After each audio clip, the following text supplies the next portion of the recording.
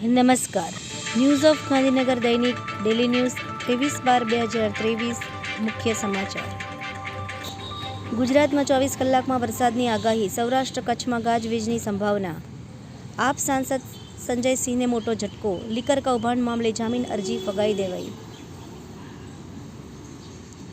ભારત જ નહીં 41 દેશોમાં ફેલાઈ ગયો છે કોરોના વાયરસનો નવો વેરિયન્ટ. રાહુલ ગાંધીના સરકાર પર પ્રહાર. બેરોજગારીના કારણે ફોન પર સમય વિતાવે છે યુવાનો. ગુજરાતમાં કોરોનાના આજે વધુ 9 કેસ. એક્ટિવ કેસની સંખ્યા 32 પર પહોંચી. મહેસાણામાં ખાણ ખનીજ વિભાગના અધિકારીઓની જાસૂસી.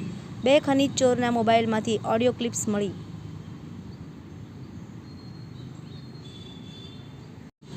તંત્રીલેખ. દેશમાં વધી રહેલું ઘૂસણખોરીનું સંકટ.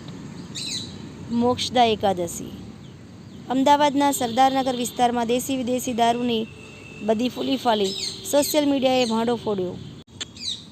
ઉત્તરાયણના પર્વમાં ગાંધીનગર શહેર વિસ્તારમાં પતંગ વિતરણ કરવા માંગતા વ્યક્તિઓ કે સંસ્થાઓએ હંગામી મંજૂરી મેળવવા જોગ. પાટણના ચંદ્રુમાણા ગામે પ્રાથમિક શાળાના બાળકોને તિથિ ભોજન તેમજ ડીશો અપાઈ. જેટકો કચેરી ધોરાજી દ્વારા ઉર્જા બચાવો અભિયાન અંતર્ગત ઉર્જા બચત માટેના બેનરોનું વિતરણ.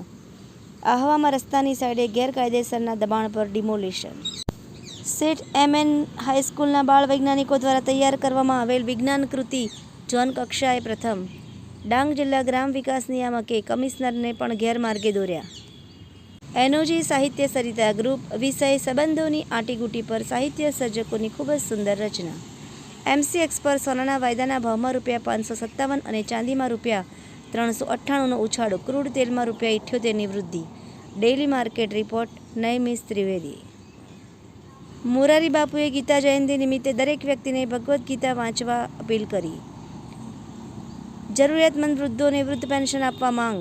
બીપીએલ યાદીમાં ના હોય તેવા વૃદ્ધોને સહાય આપવામાં આવે. રસિક ચાવડા. રાષ્ટ્રસંત પરમ ગુરુદેવ નમ્ર મુનિ મહારાજ સાહેબના આશીર્વાદથી અહમ યુવા સેવા ગ્રુપના સથવારે એનિમલ ગાય આધારિત ઔદ્યોગિક ક્રાંતિ હવે જરૂરી. દાંતીવાડામાં શાંતિનાથ પ્રોવિઝન સ્ટોર મહાપુરવઠા વિભાગની રેડ. ભારત સરકારના આરોગ્ય મંત્રી શ્રી મનસુખભાઈ માંડવિયાની શુભેચ્છા મુલાકાત લેતા ડૉક્ટર વલ્લભભાઈ કથરિયા.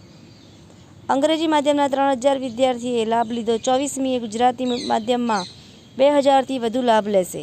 સંસદ સત્રમાં પ્રાણી સુરક્ષા માટે નવા કાયદાની માંગ કરવા માટે સાંસદ હેમા માલિની અને પૂનમ મહાજનનો આભાર માનતા ગિરીશ શાહ અને મિત્તલ ખેતાણે. ભારતમાં છેલ્લા 10 વર્ષથી લોકશાહી ખતમ થઈ રહી છે અને નમો કૃષિનો ઉદય થઈ રહ્યો હોય તેવું લાગી રહ્યું છે. ચાણસ્મા યુજીવીસીએલ દ્વારા પંથકમાં ડ્રાય યોજી વીજ ચોરોને ઝડપી 70,000નો દંડ ફટકાર્યો. આભાર. મીનાક્ષી રાવલ. ન્યૂઝ ઓફ ગાંધીનગર દૈનિક જનફરિયાદ ન્યૂઝ .com